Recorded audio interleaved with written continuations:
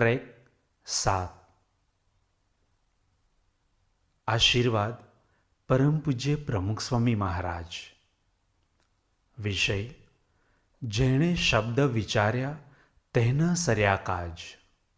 એટલે આપણને જે ભગવાને નિયમ આપ્યા છે એ નિયમની અંદર દૃઢતા રાખવી જોઈએ.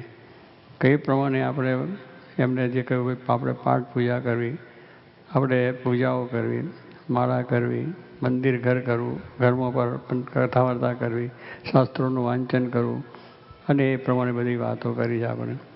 તો એને સતત જો આપણે કરીએ તો એમાં કંઈક આપણને માર્ગ મળે. પણ તો વાંચ્યું ને કંઈ આમાં તો રસ આવ્યો નહીં. પણ રસ હજુ બીજું પેલું બેઠું છે ત્યાં સુધી રસ ક્યાંથી આવે? જ્યાં જગત બેઠું છે કે બધું નાટક ને સિનેમા ને ટીવી દરરોજ જોતા હોય પછી આમાં રસ ક્યાંથી આવે? એકને મૂકીએ તો બીજો રસ આપણને આવે. પણ તમે શેરડી ખાતા હોય ને સાથે રોટલો ખાતા હોય કે રોટલી ખાતા હોય કે પૂરી ખાતા હોય, એ બે સાથે ખાઓ તો શું ખાવે ખરું? શેરડીનો રસનો જ ના આવે ને પેલું એનું ના આવે. એમ આપણે બે ભેગું કરીએ છીએ પછી કંઈ મને મજા ના આવી. ત્યાં ગયો તો ખરો પણ મજા લઈને શું પેલું તરત જ જોડે જોડે બધું હોય ને ચાલતું હોય. આપણા વિચારો પહેલાંમાં ચાલતા હોય, અહીં બેઠા હોય અહીંયા પણ વિચારો પહેલાં ચાલતા, મજા ના આવે.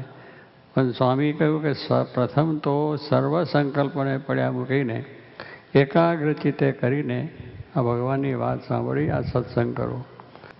ખાલી સાંભળીને જતી રહે વાત એ ના હોય કે આ પ્રમાણે સાંભળ્યું અને પાછું આકાને સાંભળ્યું આકાને જતું રહે તો કંઈ અસર ના થાય. પણ એને અંદર ઉતારવું જોઈએ, એની દ્રઢતા કરવી જોઈએ તો એ થઈ જાય. ભગતજી મહારાજે ગુણાત્યાંશોનો સમાગમ કર્યો તો એમને જીવમાં આરપાર એક જ્ઞાન ઉતરી ગયું તો એમને જગત ખોટું થઈ ગયું.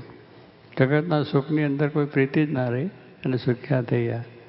એમ આપણે આ શિબિરની અંદર આ એક લાભ લેવા આવ્યું અને એમાંથી પણ જો કોઈક થોડીક વાત જો સમજાઈ છે, આ વાત તો બહુ મહત્વ છે. એટલે આ વાત થોડી છે. આપણે બીજું અમૃત છે, અમૃતનું એક ટીપું પીવો ને તોય તમે અમર બની જાઓ, સુખ થાય. અને ઝેર છે એનું ટીપું પીવો તો નાશ થઈ જાય શરીરનો, એક ટીપું પીએ તો. કારણ કે ઝેરની અસર એ ખોટી છે, એ આપણે દુઃખવાળી છે, પેલી સારી છે. એટલે આ સભામાં બેસવાથી જો એક થોડીક વાત સમજાઈ જાય તો પણ આપણું કામ થઈ જાય, એ થઈ જાય. કારણ કે એ પ્રમાણે હવે ગોપીચંદ બહુ મોટા રાજા હતા, એના બાપે બહુ મોટા રાજા હતા અને બહુ એને સારું વ્યવસ્થાથી રાજ કર્યું. એ ગયા ધામમાં ગયા એટલે એને શહેર બધાને પ્રજામાં પણ પ્રિય હતા. આ તો બહુ ભાગવતની વાતો છે. તો એ પછી એના દીકરાને ગાદી આવી, એના પર બેઠા. હવે એના બાપને બધી રાણીઓ હશે અને થાય એટલે એની ગોપીચંદની જે માતા એ પણ હતા. ગોપીચંદ રાજા નાવા બેઠા હતા નીચે અને ત્યાં બેઠા બધા દાસદાસીઓ હોય એને નવડાવે ને એટલે નાતા હતા બહુ પ્રેમથી શાંતિથી. એની માતા ઝરૂખામાં ઉપર બેઠા હતા. ઝરૂખામાંથી એને આંખમાંથી આંસુ પડી ગયું. પેલો નાઈ છે એને જોઈને એને આંખમાંથી આંસુ પડી ગયા. કારણ કે એને કંઈ અંતરદ્રષ્ટિ હતી ને અંતરદ્રષ્ટિ તેને વિચાર આવ્યો.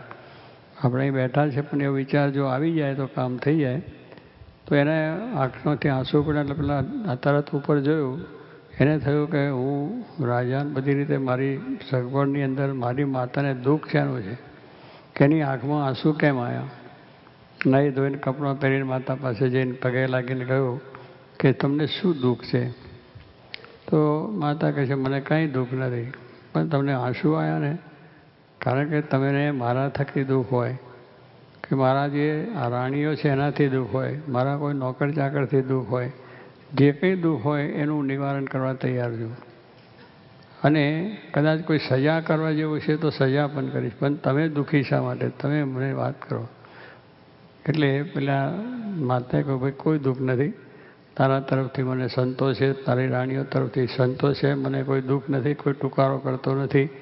બધી દાસીઓ સેવાઓ કરે છે, અખંડ ટાઈમે ટાઈમે પૂછે છે, નોકર ચાકરો બધું કરે. પણ દુઃખ એક વાતનું મને થયું કે તારો બાપ છે એ આ તારા જેવો હતો, બુદ્ધિશાળી હતો, ડાયો હતો અને ખૂબ સુંદર રીતે પ્રતિષ્ઠા બધી મેળવી હતી. પણ એનું શરીર પડી ગયું, બળી ગયું અને રખ્યા થઈ ગયા એની. એટલે મને પણ એ થયું કે તારો બાપ આટલું બધો વૈભવ ભોગવીને ક્યાં ગયો ખબર નથી, પણ એની રખ્યા થઈ ગઈ, રાખ થઈ ગઈ છે. એમાં તારી સારી કાયાના તારો વૈભવ છે એ રાખ થઈ જવાનો છે. આ શરીરથી તું બીજું કાંઈ નહીં કરી શકે, એના રાજનું સુખ ભોગવ્યા જ કરીશ તો એ રખ્યા થશે. એમાંથી તને આત્માની શાંતિ કશું થશે નહીં, આત્મકલ્યાણની વાત નહીં થાય. માટે તું જો મને, હું તને શબ્દ કહું છું કે તું કોઈ જા અને સારા સત્પુરુષને સરને જઈ એમનો આશરો લઈ અને એમનો સત્સંગ કરીને ભગવાનની ભક્તિ કરી, ભગવાનનું સ્વરૂપ ઓળખીને આત્મા પરમાત્માનું જ્ઞાન પ્રાપ્ત કર, તારા આત્માનું કલ્યાણ કરે છે.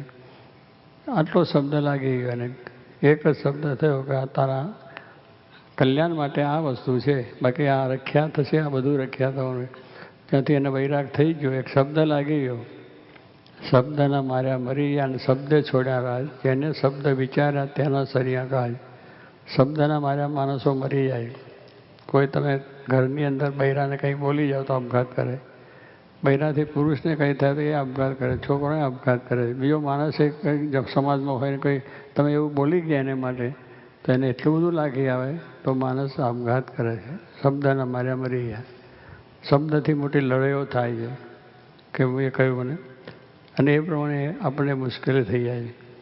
આજે મહાભારતનું યુદ્ધ થયું, તમે જાણો છો એ કે દ્રૌપદી એટલે પાંડવોના પત્ની, દુર્યોધન કૌરવનો એ દુર્યોધન, અને રાજમહેલમાં દ્રૌપદી બેઠા હતા ઝરૂખા પર, ને પેલા અને દુર્યોધન આવ્યો અને દુર્યોધનની મહેલમાં આવે છે એટલે પાણી હતું, ત્યાં જમીન, પાણી દેખાય પણ જમીન હતી, જમીન હતી ત્યાં પાણી હતું, એવી રચના કરેલી.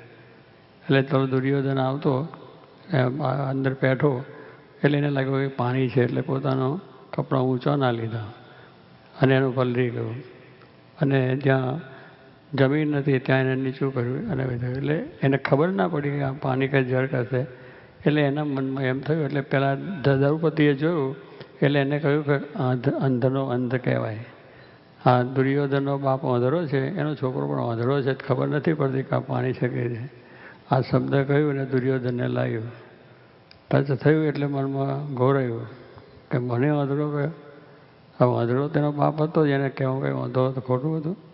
તમે કોઈ આંધળો જતો એને કહે એ આંધળા તું ખસ એમ કહો તો જરા દુઃખ લાગે, પણ કહે એ સુરદાસજી જરા આમ રહેશો, એને બહુ સારું લાગે. વાણીની મીઠાશ એ પણ અગત્યની વસ્તુ છે. એક વાણીથી આપણે શાંતિ થાય ને એક વાણીથી આપણે દુઃખ થાય. સંતની વાણી એ પવિત્ર છે, ભગવાનની વાણી છે, સર્વના સુખની વાત. જોગીમાની વાત તમે સાંભળો, સાદી સિમ્પલ વાત પણ તમને એમાં રસ પડી જાય. સાંભળ્યા જ કરો, ભલે સમજાય ના સમજાય તો પણ આનંદ થાય એમની એમની વાત બોલવાની, કરવાની, લટક બીજું ત્રીજું. કારણ એમના ભગવાન સિવાય બીજું હોય ને બીજાને કોઈના માટેનું પેલી બીજી વાત જ ના આવે. ઘણો આવો છે ટીકનો છે, ભગવાનની વાત, મહિમાની વાત, મહિમાની વાત બોલતા જાય ને કહેતા જાય તો એ સાંભળવાની મન થઈ જાય. તો કહેવાનું શું છે કે એ વાણી સારી હોય તો આપણે અસર શરીરમાં કરી જાય ને આપણું કામ થઈ જાય. તો એ દુર્યોધનને કહ્યું અને મહાભારતનું એવું જ થયું. પછી રાજી ના આવ્યું, લડાઈ થઈ, એનો દ્રૌપદીને હેરાન પણ થવું પડ્યું.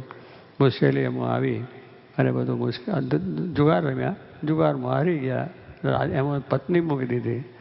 યુધિષ્ઠિર રાજાએ છે આ તો જો તમે બધા જુગાર રમતા કેટલા માણસો આવું પણ કરે છે, પોતાની પત્ની પણ મૂકે છે લોકોને કે પોતાની પત્ની એને મૂકીને પહેલાંને એ રીતે આપણે આંધળા થઈ જાય છે આ બાબતની અંદર. એટલા જુગાર છે, દારૂ છે, વ્યસનો છે, ભયંકરમાં ભયંકર છે. આ સમાજનું પણ આજે મરગ્યું છે અહીંયા આગળ. એટલે આપણે જેને કામો શું છે ના પણ આપણા માટે છે જ નહીં. દ્રઢતા થવી જોઈએ આપણને એક જ. આ શિબિરમાંથી આપણે જઈએ કે એક કોઈ દાડો આ મોડો આપણા હોય, બહુસાર આપણા મોડામાં ન હોય, આપણામાં કોઈ તમાકુ ન હોય, કંઈ જ કોઈ જાતનું વ્યસન ન. ભગવાને જે ખાવાનું આપ્યું છે એ જ ખાવાનું, એ જ આપણે ઓઢવાનું, પહેરવાનું, બેહવાનું છે.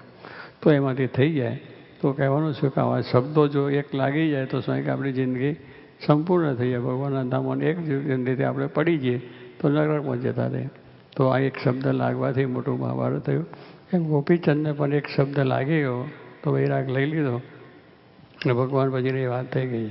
તો શબ્દના માર્યા મરી જાય છે, શબ્દે જોડ્યા રાજ, રાજ છોડી દીધું એને અને ભગવાનનું કામ કરી લીધું.